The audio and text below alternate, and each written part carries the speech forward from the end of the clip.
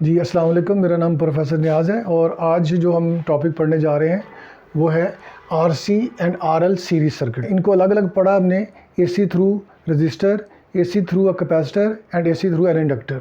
अब इनके कॉम्बिनेशन है, यानी हम सबसे पहले जो डिस्कस करेंगे वो है आरसी सीरीज सर्किट। यानी एक अल्टरनेटिंग वोल्टेज सोर्स को हम कनेक्ट करेंगे रजिस्टर आर के साथ और कैपेसिटर सी के साथ, और ये कॉम्बिनेशन सीरीज़ में होगा जैसा कि इसके हेडिंग टॉपिक के ऊपर लिखा हुआ है। तो सबसे पहले हम सर्किट डायग्राम बनाएंगे इसकी, और सर्किट डायग्राम में क्या होगा, जैसा कि आपको पता है जो चीज़ हमने हेडिंग में मेंशन की है वही हम ड्रॉ करेंगे यहाँ पर। तो यहाँ हमारे पास है एक अल्टरनेटिंग वोल्टेज सोर्स, और इसके साथ जो है हमने कनेक्ट करना है रजिस्टर को। ये हमने रजिस्टर को कनेक्ट कर दिया, और फिर इसके बाद हम कनेक्ट करेंगे इसी के साथ सीरीज़ के अंदर कैपेसिटर को, ये पैरेलल प्लेट कैपेसिटर, और ये आ गया हमारे पास। अब इसको मैंने एक लाइन में रखा है ताकि आपको समझने में आसानी हो। तो ये हमारे पास क्या है, ये हमारे पास है रजिस्टर आर, और ये हमारे पास है कैपेसिटर सी, और ये हमारे पास वोल्टेज सोर्स है VRMS, और जिसकी पोलैरिटी कीप ऑन रिवर्सिंग, और फिर इसके अंदर जो करंट है वो है IRMS। ये अल्टरनेटिंग करंट है और ये इसकी पोलैरिटी भी कीप ऑन रिवर्सिंग। अब चूँकि कॉम्बिनेशन ये हमारे पास सीरीज़ का है, और हम पहले पढ़ चुके हैं कि सीरीज़ कॉम्बिनेशन में करंट सेम रहता है, यानी करंट इसमें से सेम गुजरेगा, जबकि वोल्टेज जो है वो डिवाइड होगा। ठीक है, तो सबसे पहले हम इस बात को जो सर्किट में हमने बनाया है उसको मेंशन कर देते हैं। सर्किट में हमें क्या नज़र आ रहा है कि एक अल्टरनेटिंग वोल्टेज सोर्स है जिसको हमने कनेक्ट किया हुआ है एक रजिस्टर के साथ और एक कैपेसिटर के साथ इन सीरीज़। तो हम लिखेंगे कि रजिस्टर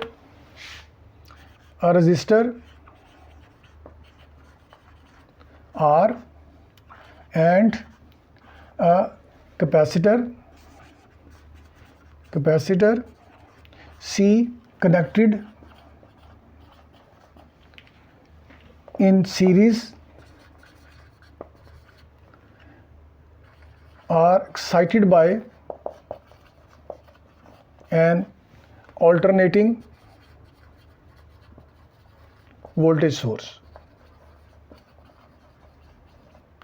अगर सिंपल करना चाहें इसको तो आप लिख सकते हैं कि an alternating voltage source is connected with resistance and a capacitor in series as shown in the figure. जैसा कि हम पहले लिखते रहे हैं तो वैसे भी आप लिख सकते हैं इसको।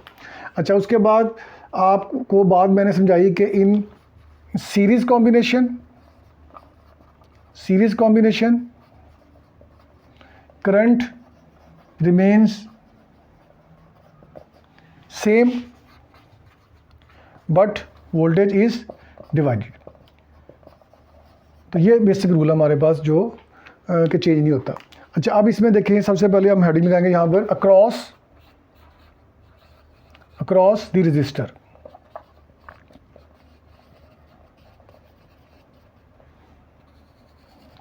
ये हेडिंग हमारी। अब रजिस्टर के अक्रॉस जो वोल्टेज होगा वो कितना होगा, तो वो वोल्टेज हमें पता है कि इसके अक्रॉस जो वोल्टेज है ये VRMS बेसिकली इसमें डिवाइड होगा दो हिस्सों में। तो यहाँ जो वोल्टेज आएगा, voltage across resistor, that will be equal to, तो ओम्स लॉ के मुताबिक V किसके बराबर होता है, IR। ये बाय ओम्स लॉ आप सबको पता है, ये ओम्स लॉ के मुताबिक है, इसी को हम यूज़ करेंगे। तो पोटेंशियल अक्रॉस रेजिस्टेंस क्या होगा, VR। करंट इसके अंदर सेम है IRMS, और रेजिस्टेंस कितनी है इसकी R, तो यहाँ साथ में लिख देंगे आप R। तो ये है पोटेंशियल अक्रॉस द रजिस्टर। अब है हमारे पास वोल्टेज अक्रॉस कैपेसिटर, यानी वोल्टेज अक्रॉस कैपेसिटर। तो यहाँ पर आप क्या लगाएंगे, C स्टैंड्स फॉर कैपेसिटर। और यहाँ पर क्या लिखेंगे आप, तो इसके अंदर भी वही ओम्स लॉ के मुताबिक करंट कितना है IRMS, और रेजिस्टेंस कितनी है इसके अंदर XC, तो साथ आप लिख देंगे XC। तो ये पोटेंशियल अक्रॉस द कैपेसिटर आपके पास आ गया। तो दोनों का कंबाइन इफेक्ट जो है वो हमें पता है कि VRMS टोटल वोल्टेज के बराबर होता है। तो पोटेंशियल और voltage across the resistor R is, वो क्या होगी, तो V R is equal to I R M S into R. अब एक वक्त में ना हम इस सिर्फ रजिस्टर को हम डिस्कस करेंगे, फिलहाल कैपेसिटर को आप जेन से निकाल दें। रजिस्टर में पोटेंशियल कितना है, वोल्टेज कितना है, यहाँ पर हमारे पास V R which is equal to I R M S into R. अच्छा, अब इसमें करंट कितना है, आई आर एम एस। अच्छा, आपको ये भी पता है कि एसी थ्रू रजिस्टर में हमने पढ़ा था कि करंट और वोल्टेज दोनों इन फेज होते हैं, यानी दोनों पैरेलल होते हैं, ठीक है। तो इसका मतलब ये हुआ कि यहाँ पर भी ऐसा ही है कि in AC through a resistor current and voltage, voltage कौन सा है, वी आर, ये लिख देता हूँ मैं यहाँ पर, और करंट कौन सा है, करंट सेम रहता है, आई आर एम एस, ठीक है जी। R parallel, so both are in phase, दोनों इन फेज होते हैं। तो ये बात इसकी हो गई। अब इतना हिस्सा हम इसका वेक्टर फॉर्म का भी मुकम्मल कर लेते हैं। अभी इसी को दरमियान में से छोड़ते हैं और यहाँ पर हम नेक्स्ट हेडिंग की तरफ चले जाते हैं, और वो नेक्स्ट हेडिंग हमारी क्या है, वेक्टर फॉर्म। अब मैंने को कहा है कि आप रजिस्टर को जेन में रखें और कैपेसिटर को अभी जेन से निकाल दें आप। तो हमारे पास फॉर्म आएगी इसकी, वो कैसे आएगी कि हमने रेफरेंस लेना है। शुरू में मैंने बताया था कि करंट को हमेशा आपने एज ए रेफरेंस लेना है। तो इसमें करंट हमारे पास, ये हमारे पास करंट है और वोल्टेज भी इसी लाइन में है, तो दोनों वेक्टर्स सेम लाइन में है। ये हमारे पास है potential which is equal to I R M S into R, और ये करंट है हमारे पास आई आर एम एस। तो दोनों जो है वो इन फेज़ हैं, इनके दरमियान एंगल ज़ीरो है, और करंट को हमने रखा है एज अ रेफरेंस। याद रखें, हमेशा हम ऑल्टरनेटिंग करंट में हम करंट को रेफरेंस के तौर पे ही हमेशा लेते हैं। अब ये हमारा एक हिस्सा मुकम्मल हो गया। अब आते हैं हम दूसरे हिस्से के ऊपर, पोटेंशियल अक्रॉस कैपेसिटर, या खाली आप हेडिंग लगा दें अक्रॉस कैपेसिटर, ये भी काफ़ी है। जैसे हमने ऊपर लिखा अक्रॉस द रजिस्टर, तो यहाँ लिख दें आप अक्रॉस द कैपेसिटर या पोटेंशियल अक्रॉस द रजिस्टर, ये आपकी अपनी चॉइस है।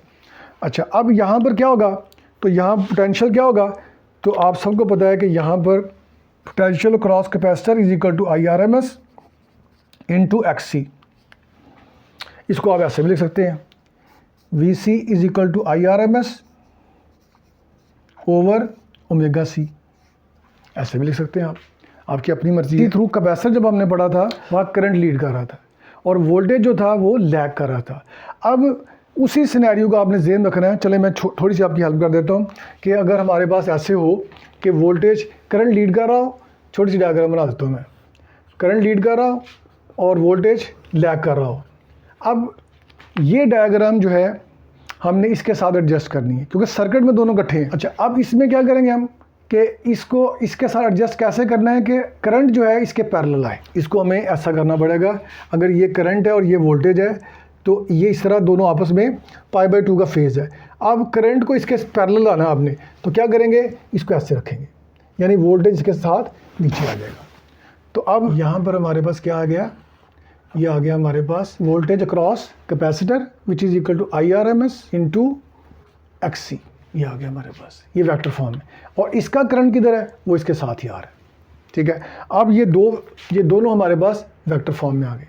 अगर आपको याद हो तो हम बेसिकली जो एंगल या फेज डिस्कस करते थे वो हमेशा वोल्टेज और करंट के दरमियान, यहाँ पर भी वोल्टेज और करंट के दरमियान, इसके साथ बेशक वी आर एम एस लगा लें और इसके साथ भी आर एम एस लगा लें। तो यहाँ पर जो हमारे पास आई आर एम एस है वो ये है, मगर वी आर एम एस किधर है, वी आर एम एस हमारे पास इन दोनों को ऐड करना पड़ेगा, इन दोनों वेक्टर्स को ऐड करना पड़ेगा, यानी दोनों वेक्टर्स को हेड टू टेल रूल से हम ऐड करेंगे और जो इसका रिजल्टेंट होगा वो हमारे पास वी आर एम एस होगा।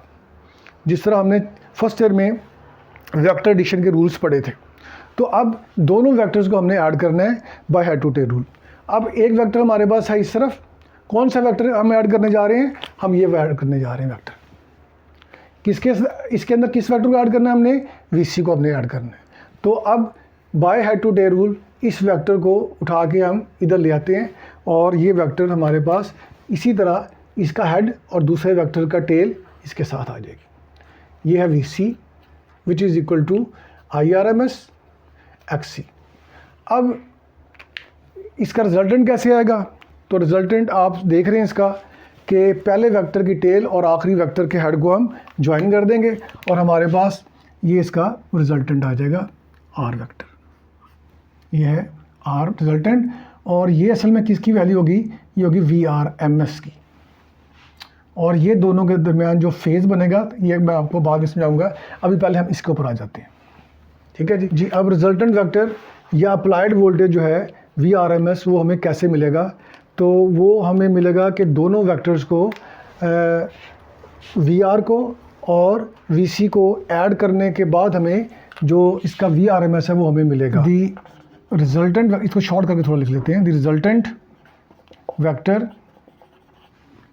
VRMS which is applied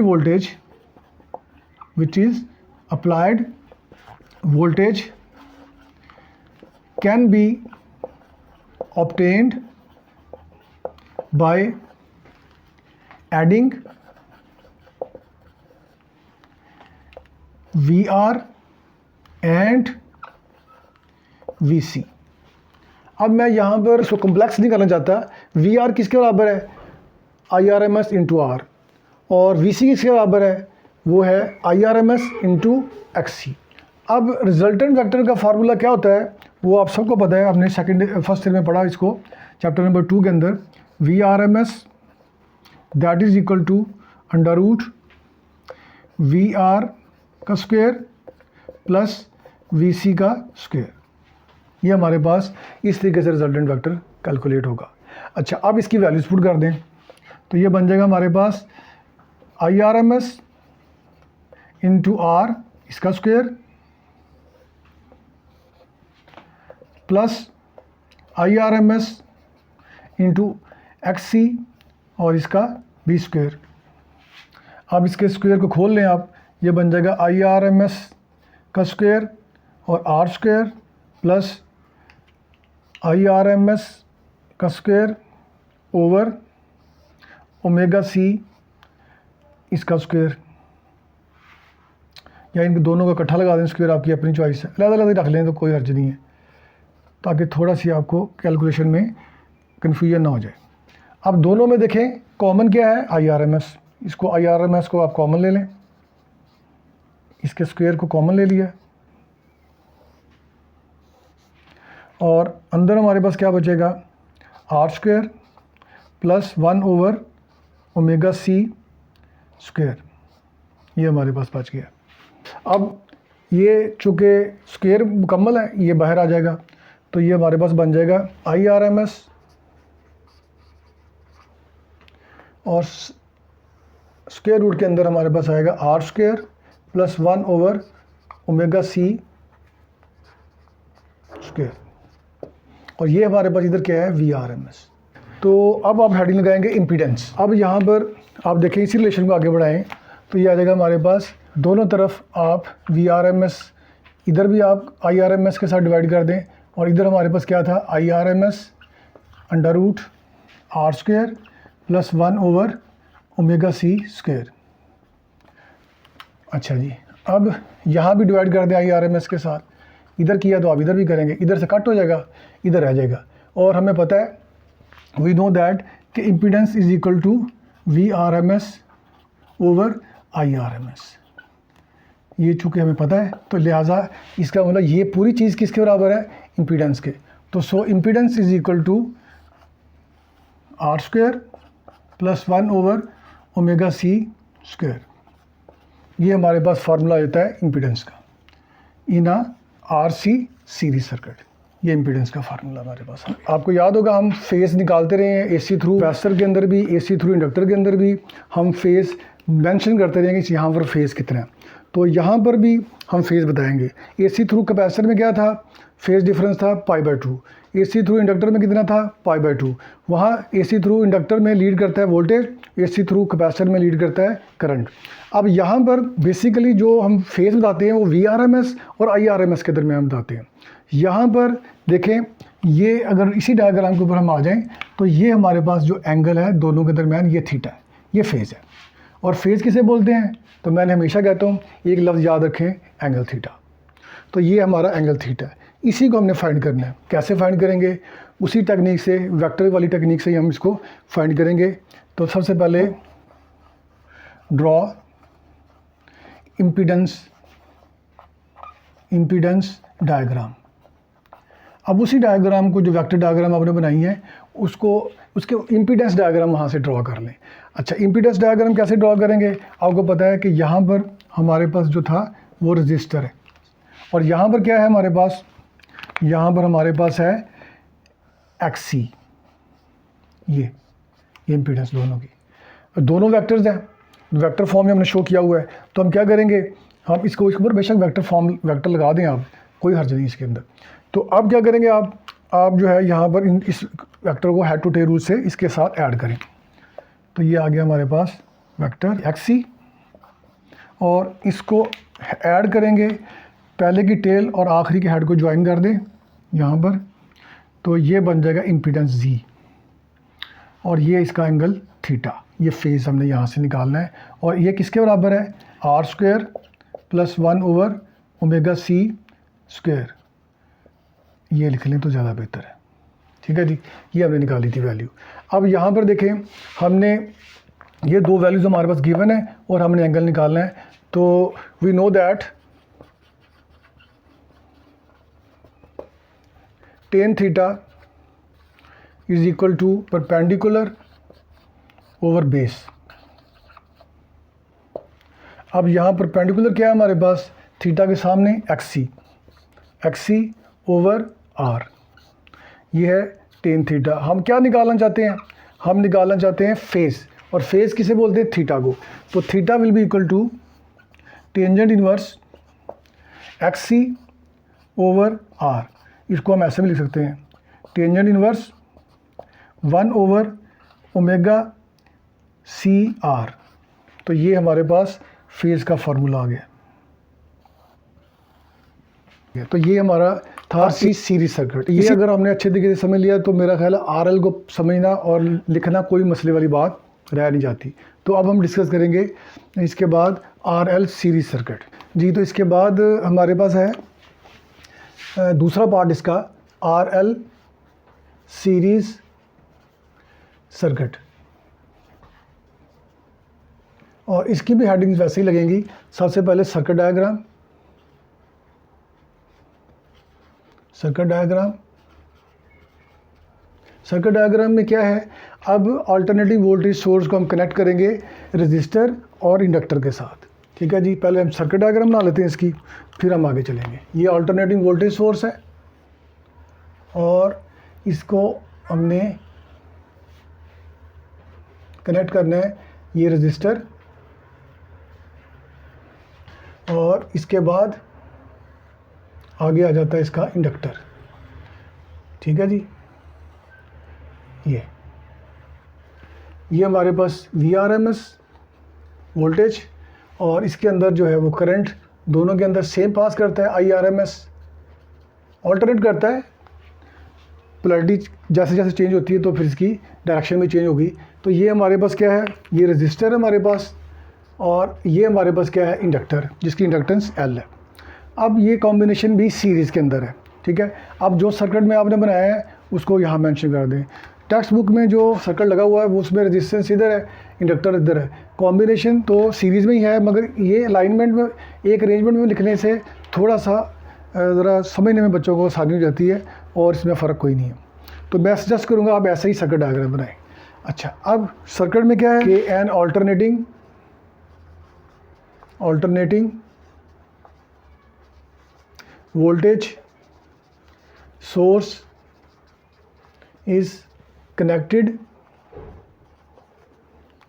with resistor R and an inductor L in series as shown in figure, जैसा कि डायग्राम के अंदर आपको दिखाया गया है। ज़रा थोड़ा इसको हम समझ लेते हैं। जैसे हमने पहले देखा था, चूँकि ये कॉम्बिनेशन सीरीज़ है तो वही बात हम दोबारा लिखेंगे कि in series combination current remains same, current remains same but voltage divides, मगर वोल्टेज डिवाइड होता है। अब यहाँ पर देखें कि करंट तो एक ही पास करेगा और वोल्टेज अक्रॉस द रजिस्टर क्या होगा, voltage across the resistor V R which is equal to I R M S into R, ये बात पहले भी हमने की थी। और पोटेंशियल या वोल्टेज अक्रॉस द इंडक्टर क्या होगा, ये होगा V L which is equal to I R M S into X L. पहले अब यहाँ कैपेसिटर था तो हमें लिखा था I R M S into X C, अब ये इंडक्टर है तो साथ लिखेंगे X L. Potential cross inductor, potential across resistor, और फिर मेंशन करें वो क्या है, वो है जनाब V R is equal to I R M S into R. फिर लिखें आप कि पोटेंशियल अक्रॉस इंडक्टर, और वो क्या है, वो है V L which is equal to I R M S और एक्स एल। अच्छा जी, अब इसकी हम बनाएंगे वेक्टर फॉर्म। वेक्टर फॉर्म, और फिर उसी तरीके से अभी आप सिर्फ अज्यूम ये करें कि हमारे पास सिर्फ और सिर्फ रजिस्टर है, और एसी थ्रू रजिस्टर में हमने क्या देखा था कि वोल्टेज और करंट जो है वो बोथ आर इन फेस, और रेफरेंस यहाँ पर भी आप किसको लेंगे, करंट को ही लेंगे। तो हम यहाँ पर डायग्राम ड्रॉ करेंगे, एक लाइन लगाएंगे हॉरिजॉन्टल लाइन, ये है आई आर एम एस, और इसी के साथ जो है ये है V R which is equal to I R M S into R. ये दोनों क्या है, ये इन फेज है, ठीक है। तो अब इसके साथ अब आ जाएं इंडक्टर को, और देखें ज़रा याद करें थोड़ा, एसी थ्रू इंडक्टर में हमने क्या पढ़ा था कि वोल्टेज जो है इसके अंदर लीड करता है, करंट लैग करता है। अगर मैं थोड़ी सी डायग्राम बनाऊं, बाद में बता दूंगा कि उसमें ऐसा था कि वोल्टेज लीड करता था और करंट जो है वो लैग करता था इन एसी थ्रू इंडक्टर। अब यहाँ पर भी आप अगर देखें तो ये वोल्टेज है और ये करंट है। रेफरेंस किसको लिया आपने, करंट को। इसके ऊपर ये डायग्राम बनाएं, क्यों इकट्ठी कर रहे हैं, तो यहाँ दोनों कॉम्बिनेशन में लगे हुए हैं, तो इसका जो वेक्टर फॉर्म है वो भी कॉम्बिनेशन के अंदर आएगी। अब इसी को उठा के मैं इसके ऊपर ऐसे रखता हूँ, तो अब क्या होगा, अब ये होगा, ये इसका जो वोल्टेज है ये इसके साथ बिल्कुल ऐसे आ जाएगा, ठीक है जी। ये आ गया हमारे पास V L which is equal to I R M S into X L, ठीक है जी, ये हमारे पास आ गया। अब दोनों वेक्टर्स हैं और इनको आपने ऐड करना है। कैसे ऐड करना है, by head to tail rule. ये आ गया हमारे पास V R which is equal to I R M S into X L, और इनका रिजल्टेंट क्या आएगा, पहले की टेल और आखिरी के हेड को ज्वाइन कर दें आप, तो हमारे पास यहाँ आएगा हमारे पास impedance Z which is equal to R square plus omega L square. ये हमारे पास इसका फाइनल रिजल्ट आएगा। अच्छा, अगर इधर आप वी आर एम एस लिखना चाहते हैं ना, तो फिर इसको ऐसे भी लिख सकते हैं आप। अगर आपका ये दिल कर रहा है तो आप यहाँ लिखेंगे वी आर एम एस, ठीक है, आगे लिखेंगे इसके आई आर एम एस, और फिर आगे ये लिखेंगे, अच्छा ये ना लगाएं वैल्यू आप, ये सारी चीज़ किसके बराबर है, इम्पीडेंस, तो यहाँ आप Z लिख सकते हैं सिंपल। तो बुक में मेरे ख्याल शायद ऐसे लिखा हुआ है, मगर आपने रटा नहीं लगाना है इसके अंदर, चीज़ को समझ के लिखना है आपने, ठीक है। वेक्टर फॉर्म हमारे पास ये आ गई, और अब हेडिंग क्या लगाएंगे आप, resultant vector. Resultant vector V R M S can be obtained by adding V R and V L. अब V R M S is equal to under root V R square plus V L square. अब इनकी values put कर दें आप, ये बन जाएगा हमारे पास IRMS और R इसका square plus IRMS into omega L इसका सारे का स्क्वायर होल अंडर रूट। तो यहाँ हमारे पास क्या आ जाएगा, VRMS और IRMS कॉमन आ गया हमारे पास, under root R square plus omega L square, और इसको नीचे डिवाइड कर दें, VRMS ओवर IRMS, और यहाँ आ जाएगा हमारे पास R square plus omega L square, और ये दोनों चीज़ें किसके बराबर होती है, VRMS ओवर IRMS इम्पीडेंस। तो ये आ जाएगा हमारे पास इम्पीडेंस का फार्मूला। तो ये हमारे पास इम्पीडेंस RL सर्किट की क्या बनी, that is equal to R square plus omega L square. तो ये इम्पीडेंस का फार्मूला आ गया हमारे पास। इसी तरीके से आप लिखेंगे अब नेक्स्ट फेज़। तो फेज़ कैसे लिखेंगे आप, इसकी पहले इम्पीडेंस डायग्राम बना लें।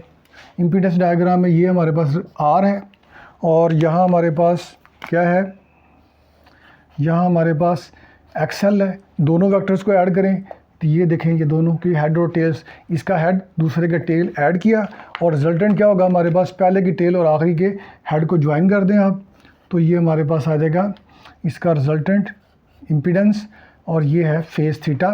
तो हमें पता है कि tan थीटा किसके बराबर होगा, परपेंडिकुलर ओवर बेस, थीटा के सामने परपेंडिकुलर और ये बेस, और 90 के एंगल के सामने हाइपोटेनस, तो ये हमारे पास बेस होगी। तो ये हो जाएगा हमारे पास XL ओवर R, ये है tan थीटा, और यहाँ से थीटा निकालें तो tangent inverse omega L over R। तो ये हमारे पास फेज़ है और ये हमारा टॉपिक कंप्लीट हो गया, RC and RL series circuit. Thank you very much, आपका बहुत शुक्रिया।